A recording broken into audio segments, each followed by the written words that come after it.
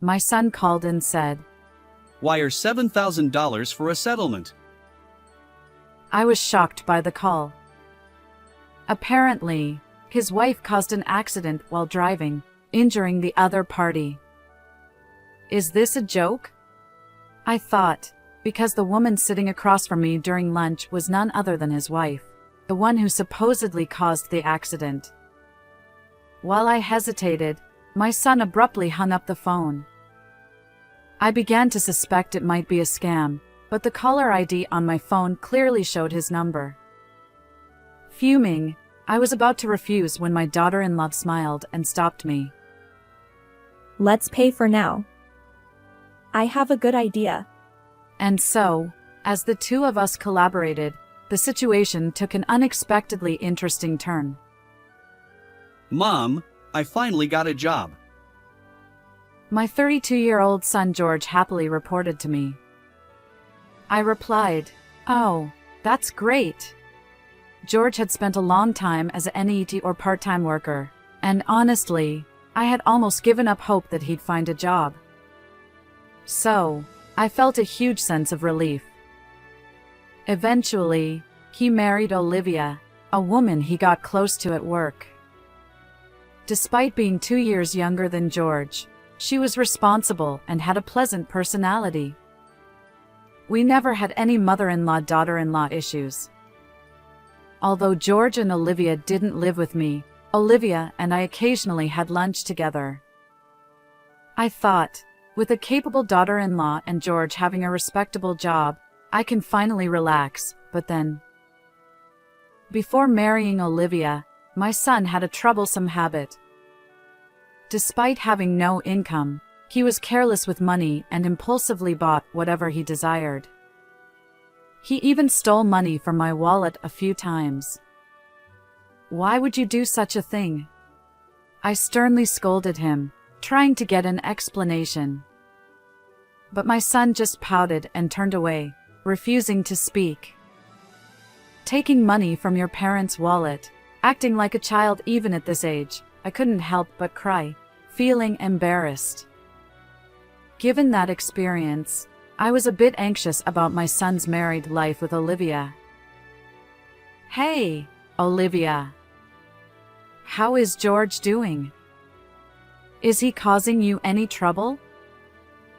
Oh, not at all. I worried that he might take money from your wallet or do something wrong.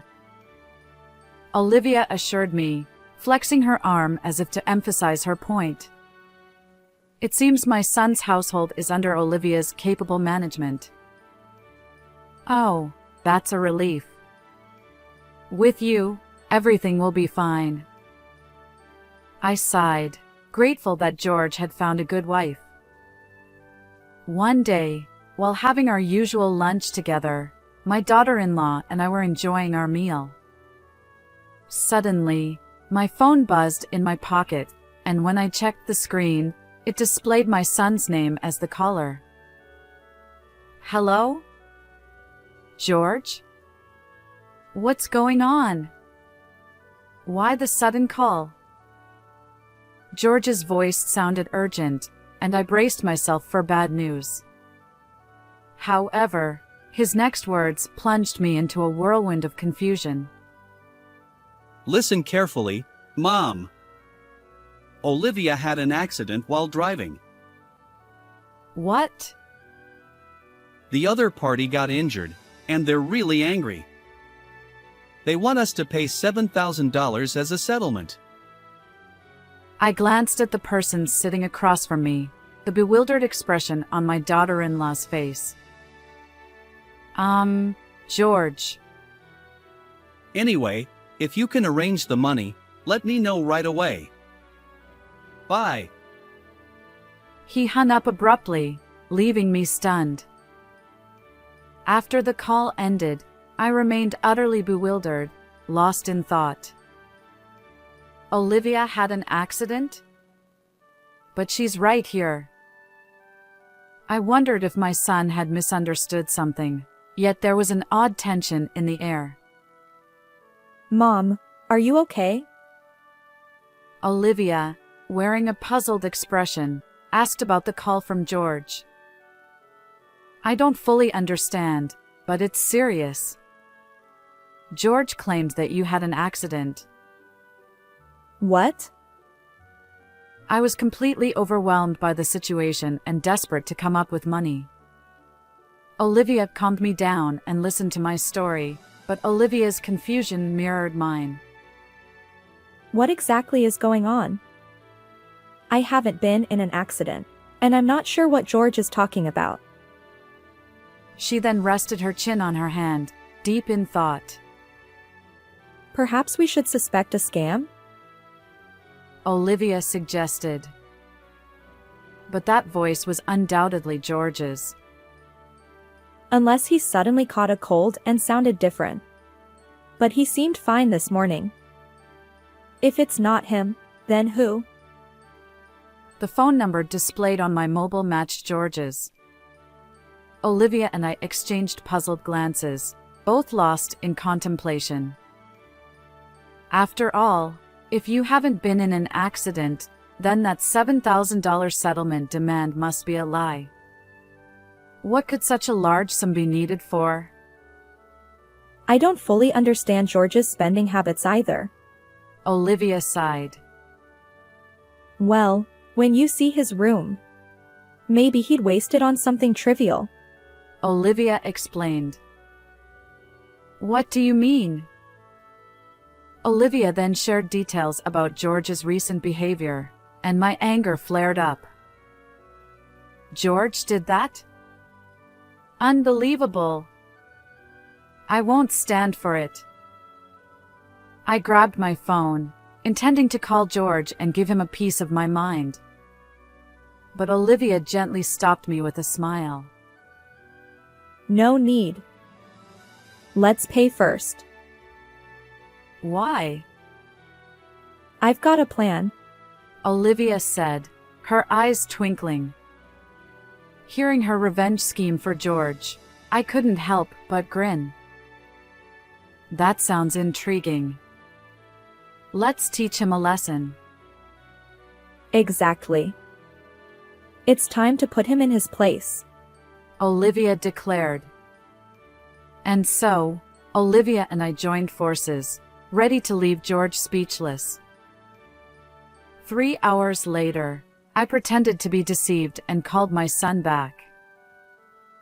I've got the $7,000 ready. Let's meet in person for the exchange. Wait a minute. I said to wire the money. No, it won't work that way. Nowadays, banks scrutinize large wire transfers. It's more reliable to hand it over directly. Okay. Where should we meet? I specified the meeting location and prepared a paper bag with the $7,000. Sorry for the wait. My son appeared awkwardly, accompanied by an unfamiliar man. Who's this? I'm James. I'm the one his wife hit with her car. The man claiming to be the accident victim, James, had a rugged face with visible scars. However, those scars appeared old and not recent. Moreover, it was evident that he wasn't an ordinary person. George grinned, relieved. Good. You brought the money. George then demanded. Hand over that $7,000 to me. Before that, I have a question. I glanced between the alleged victim and George.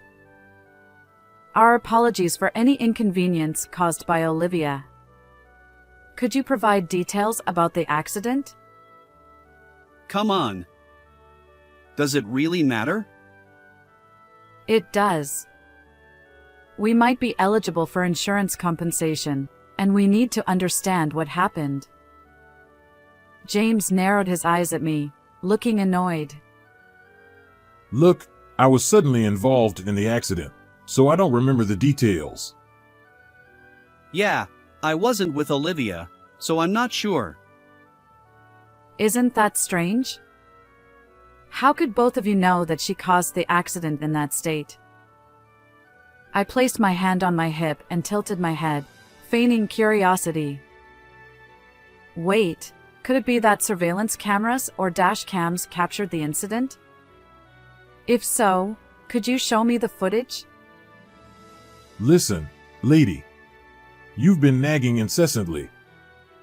Are you suggesting I'm lying? The self-proclaimed victim's low voice carried a threatening tone. Although I felt fear, I couldn't back down now.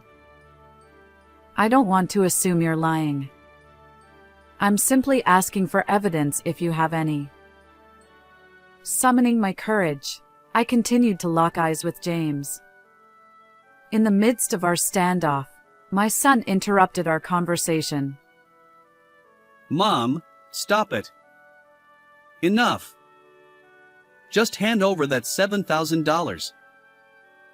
His face clearly showed fear. Yeah, right. There's no evidence. After all, I didn't cause any accidents. Then, George was utterly shocked by the appearance of someone. Olivia? Why are you here? I didn't mention it, but when you called me, Olivia was having lunch with me. George stammered. That's absurd. I didn't hear anything. As my son retreated nervously, both Olivia and I closed in on him. Why lie and make your mom prepare $7,000?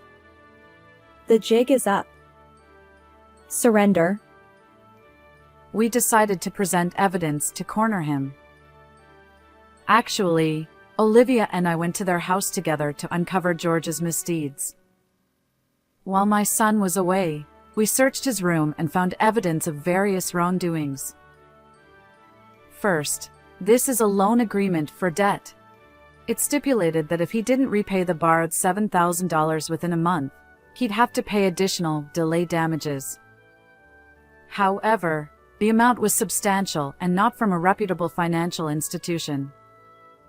So, I turned my attention to the person next to George. She wasn't involved in any accident. So, who are you? James chuckled. Heh, guess I'm caught. As expected, the man claiming to be the accident victim was actually a debt collector who had lent money to my son. James explained. Your son asked for my help in securing the $7,000. Pretending to be the victim seemed like a good idea, but it's clearly not working. While James found it amusing, my son looked apologetic and shrank back nervously. So, you already know why your son borrowed $7,000, right? Yes. When I saw my son's room, I was speechless. I showed a photo of George's room taken with my smartphone. The room was filled with an overwhelming number of anime character dolls. I searched the price on my phone, and I was shocked. Figures can be so expensive. Among George's belongings, there were high-priced items exceeding $700. We also found receipts from when he purchased the figures, which served as evidence.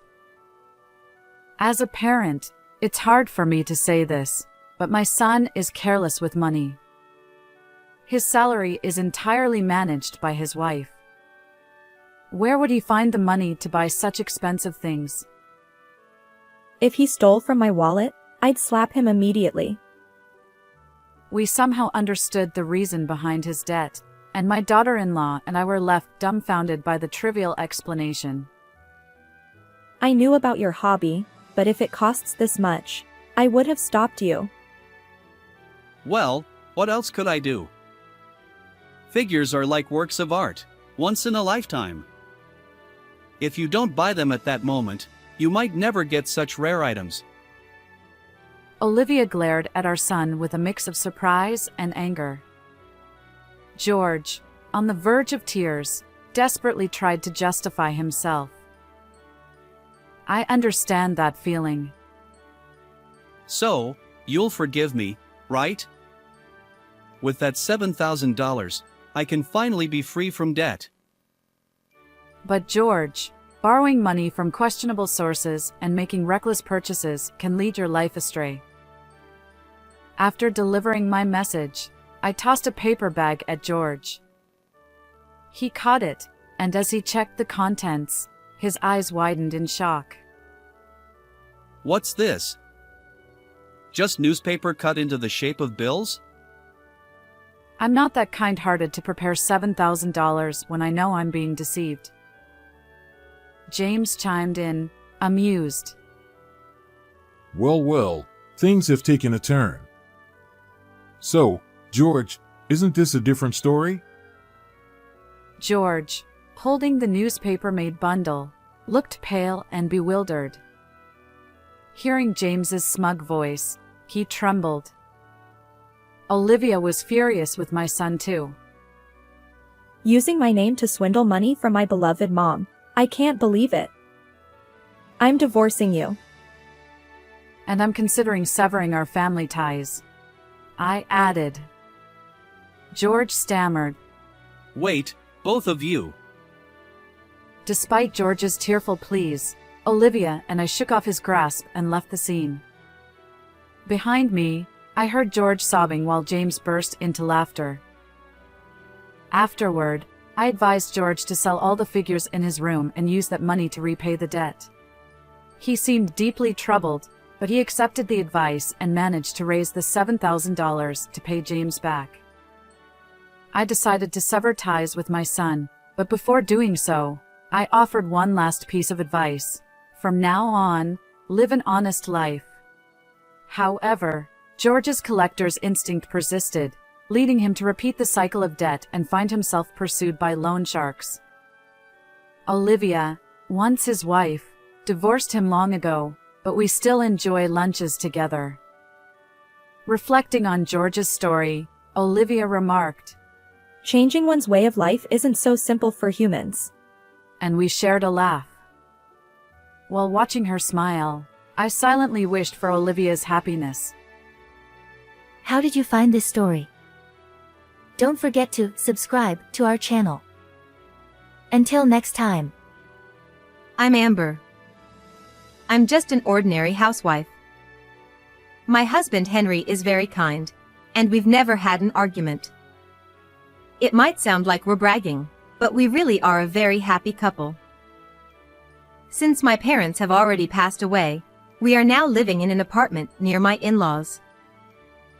The reason is quite simple, in case when we have children or something happens, and in the future when my in-laws might need care. It's a mutually beneficial arrangement, so I agreed to live here. However, every time I met my in-laws and had a meal with them, I inexplicably started feeling unwell, experiencing stomach aches and such.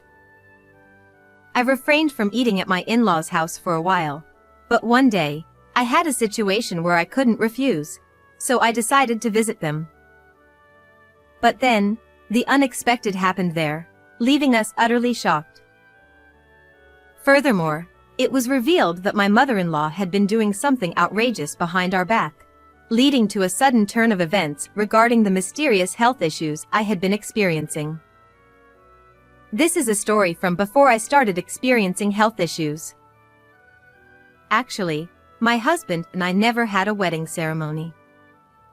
I'm not particularly fond of being in the spotlight, and we both thought it would be better to spend the money on travel and hobbies instead of a wedding ceremony. My mother-in-law, knowing we didn't have a wedding ceremony, suggested we at least have a meal together. Apparently, she runs a free cooking class as a hobby, and she's quite skilled at it. So, she was eager to treat me, her new daughter-in-law, to her homemade dishes.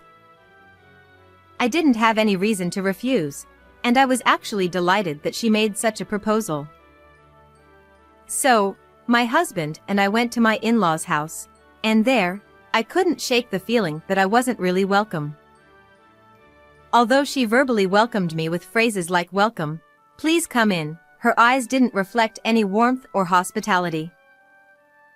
Of course, she was genuinely happy when talking to her son, my husband, but she couldn't hide her coldness towards me. Despite my inner turmoil, the dinner began, and my mother-in-law started placing her lavish homemade dishes in front of us. Some of the dishes were so exquisite that you'd find them only in expensive restaurants. I was so captivated by the food that I almost forgot about my mother-in-law's earlier cold attitude. When I expressed my gratitude to my mother-in-law for preparing such wonderful dishes, she smiled happily and told me to eat as much as I wanted. So, maybe I was just under the impression that I wasn't welcome. Thinking that way, I had a really enjoyable time. However, that night, I experienced severe stomach aches. While I was stuck in the bathroom, my strength drained away, and I began to lose consciousness. In the end, I was taken to the nighttime emergency room by my worried husband. It was nighttime, so there were no specialists available, and the exact cause couldn't be determined, but they ruled out food poisoning. Personally, I wondered if it was because I had eaten expired bread in the morning. However, we couldn't find out what the cause was. After receiving intravenous fluids for 2 hours and resting, I gradually started feeling better, so my husband and I returned home and went to bed. Since then, every time I visited my in-laws and had a meal, I suffered from unexplained health issues. When I talked about this with a friend I hadn't seen in a while during lunch, she said that visiting in-laws could stress me out. She had actually experienced health issues due to bullying from her mother-in-law, and her symptoms improved after moving to an apartment further away from her in-laws. I never really thought that going to my in-laws' house was stressful, but perhaps somewhere in my heart, I might have felt that way without realizing it. That's what I thought. Since I got sick every time we visited my in-laws, even my husband became worried. So, at his suggestion, we decided not to visit them for a while. We didn't know the exact cause, but I got sick every time we had a meal at in-laws, so my husband suspected that it might be my mother-in-law's cooking.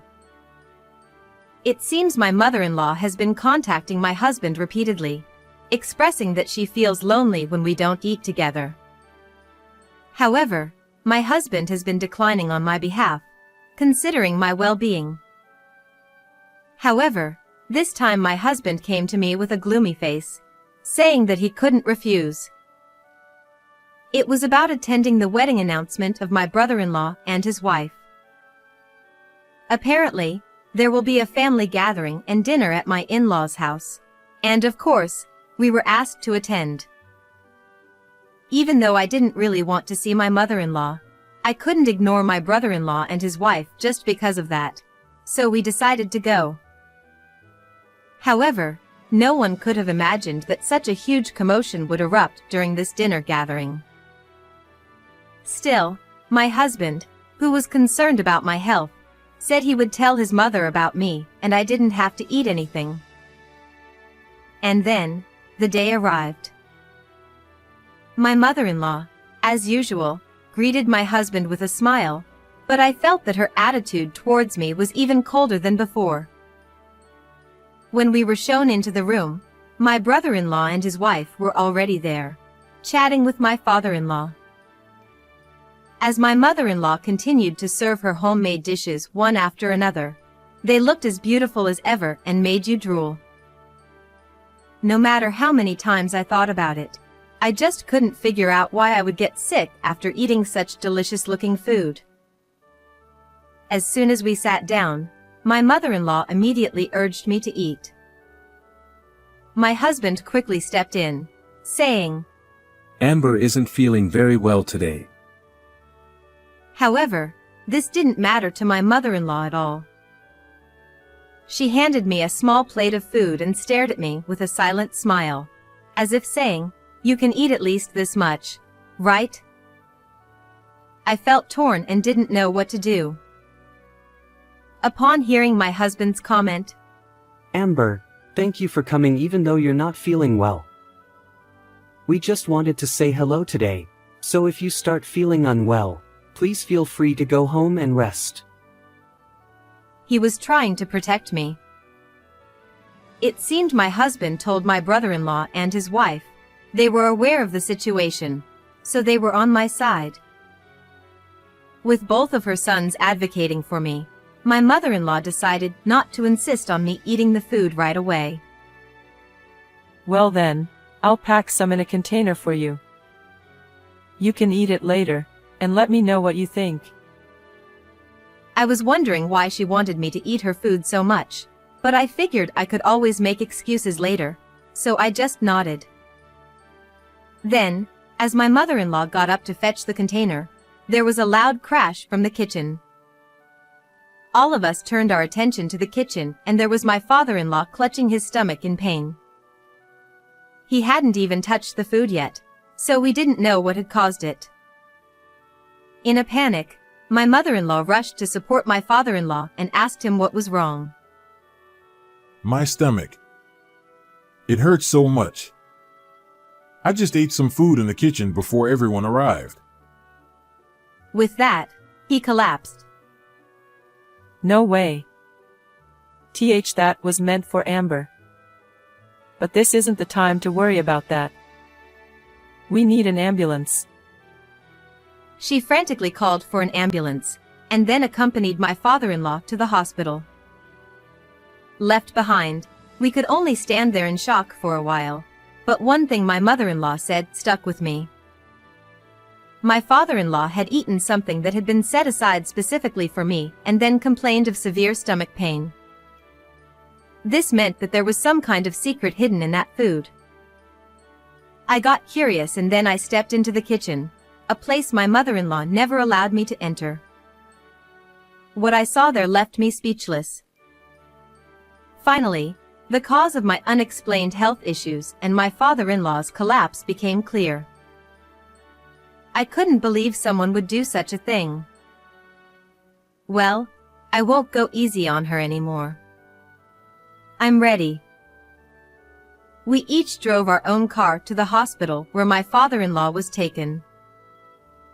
After completing the check-in process, we headed straight to the hospital room, where we could hear voices from inside. One was my mother-in-law's, and the other was probably a male doctor. It sounded like my mother-in-law was being questioned about what had happened and why my father-in-law had collapsed like that. I've already said I don't know anything. We were just having a meal together when he suddenly collapsed. Are you sure? Whether it's spoiled food or expired items, anything you can think of. I've already told you, I don't know anything.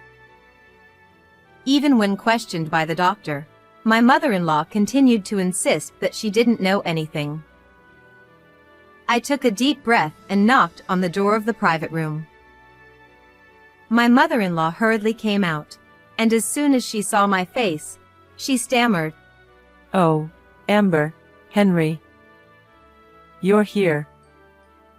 Dad will be fine, so why don't you go back home and have dinner? She seemed a bit flustered, so I grabbed the closing door and said with a smile, No, I have something to talk to you about. Behind me, there was my husband putting silent pressure on her, and my brother-in-law and his wife looking at her with scornful eyes, so she couldn't refuse outright. Fine. She reluctantly let us in. It seems that my father-in-law's condition has stabilized somewhat, as his complexion has improved, but the cause of his collapse is still unknown. The doctor told us, after arriving at the hospital, he was conscious for a while and went to the bathroom several times, but then he became severely dehydrated and lost consciousness completely. Well, you know, he's getting older, and he's been drinking nothing but beer lately. She tried to brush it off with a forced laugh. However, she realized that she couldn't deceive neither the doctor nor us, and fell silent, perhaps not to give herself away. Then, I looked straight into my mother-in-law's eyes and pulled something out of my bag, pointing it at her. When she saw it, her eyes widened, and she broke out in a cold sweat, and was clearly shaken. "This is a laxative, isn't it?" There were traces of it in powdered form. "Can you explain?" I said coldly, but my mother-in-law remained silent. Upon seeing it, the doctor said with a start, "Ah, I see. It's quite common to suspect laxatives as the cause of continued diarrhea when it's not food poisoning or anything else." Then they did further examinations, and it was indeed confirmed that my father-in-law had ingested a large amount of laxatives. This caused his intestines to become hypersensitive, leading to frequent diarrhea and abdominal pain. This ultimately led to dehydration, as diagnosed by the doctors. No, it's not like that. At first, I thought it would be great if she just suffered a little. But you, Amber, were so calm about it, so I gradually increased the amount. She finally confessed with no way to escape the situation. The reason for such an action was simple. She felt that I had taken her beloved eldest son away from her. So, what started as a malicious act of mixing a small amount of laxative gradually escalated, and she ended up adding a quantity that caused my father-in-law to collapse. I was appalled, but I said to my mother-in-law, "What you did is beyond comprehension. You have serious issues as a person. Do you know how many times I had to go to the hospital for 4 drips because of what you did? And yet, I can't understand why you would even think to mix such a dangerously large amount."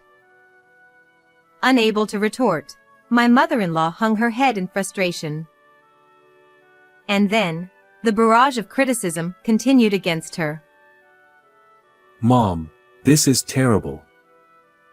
Amber happened to be tolerant of it and nothing serious hasn't happened to her yet. But what you're doing is no different from being a criminal." After my husband said that, I can't believe it, but were you planning to do the same to Jessica? It's terrifying to even think about.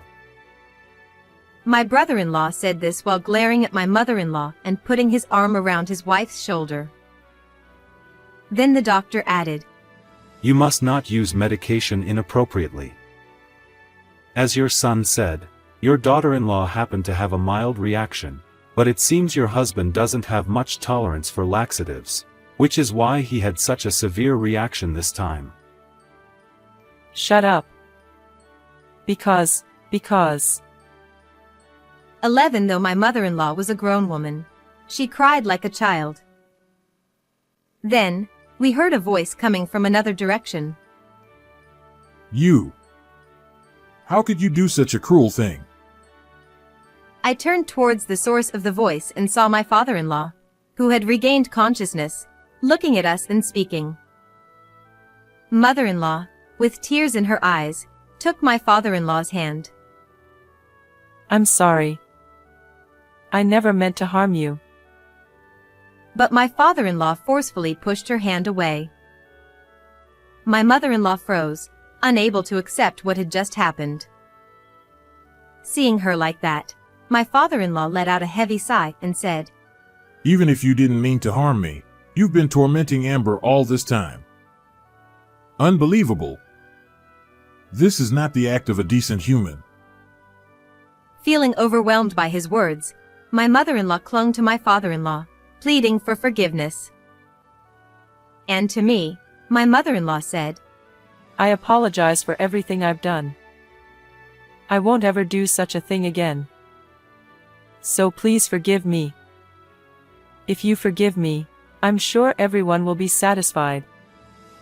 Right. I couldn't help but smirk, thinking that this was probably just an act, and she wasn't truly reflecting on her actions. Haha. What are you saying now? I can't forgive you. Do you have any idea? I said, and then my husband stood beside me and continued. "Mom, stay away from Amber. Anyone who hurts my beloved wife isn't family to me. Henry. Rejected by her beloved son, my mother-in-law collapsed to her knees. Seeing this, my brother-in-law nodded in agreement. I don't want to be with someone who might harm Jessica either. From now on, I won't have anything to do with Mom. Realizing that her ugly jealousy had caused this situation, my mother-in-law kept crying and begging for forgiveness. However, no one said a word. We all just stood there, silently looking down at her.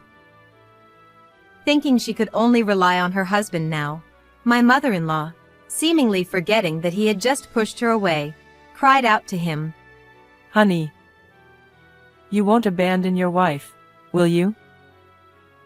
But my father-in-law, with a firm voice, shouted, No, I'm divorcing someone who would do such a thing. Hearing this, my mother-in-law was utterly shocked. It's time to go home. Dad, please get some more rest. We all nodded at my husband's words, said our goodbyes to my father-in-law, and left the room. While waiting for my husband to bring the car around to the entrance, I saw my mother-in-law running towards me, out of breath as if she had chased after me. Amber. Please, forgive me. I'm begging you. Seeing my mother-in-law's tear and snot-covered face, I responded, There's no reason for me to stay with someone who puts my life at risk. If I were to forgive you now, it wouldn't do you any good. At that moment, my husband pulled up in the car, so I got in and said, We won't meet again. Take care. With that cold farewell, my mother-in-law looked into the distance, tears streaming down her face, muttering something as she gazed up at the sky. Afterward, as promised, my father-in-law divorced my mother-in-law and moved out, and both my husband and brother-in-law cut ties with her. Until then, my father-in-law had been the one listed on the apartment lease and had been paying the rent, but now that he's gone, my mother-in-law has to pay the rent herself. However, as a homemaker who didn't know how to earn a living, my mother-in-law managed to make ends meet initially with some portion of the property settlement, but it quickly fell apart. She tried to monetize her cooking classes by reaching out to various people, but the recent scandal became gossip, and she lost all her students. Ultimately, unable to pay the rent, my mother-in-law was evicted from her home. It was then that she finally realized the severity of her situation and began to look for a job. However, without a place to live, finding a job proved to be quite challenging. Currently, she is said to be living on the streets. It's a perfect example of karma, isn't it? As for us, I was relieved from the unexplained health issues, and immediately afterward, I found out I was pregnant. Actually, my husband and my father-in-law still have been in regular contact since he left the house, so when he found out about my pregnancy, he was even more delighted than us, the parents-to-be. He eagerly awaited his first grandchild, and even before the baby was born, he helped prepare baby supplies and purchased expensive baby gear like strollers and car seats, which has been a huge help. And once the baby was born, he turned into a complete doting grandparent. I always thought of him as quiet because he didn't talk much, but it turns out he's quite mischievous and fun-loving. It's delightful to discover this side of him that we didn't know before. At my brother-in-law's place, twins were born, making our lives even more lively. We're really looking forward to this new chapter. Well then, everyone. Goodbye.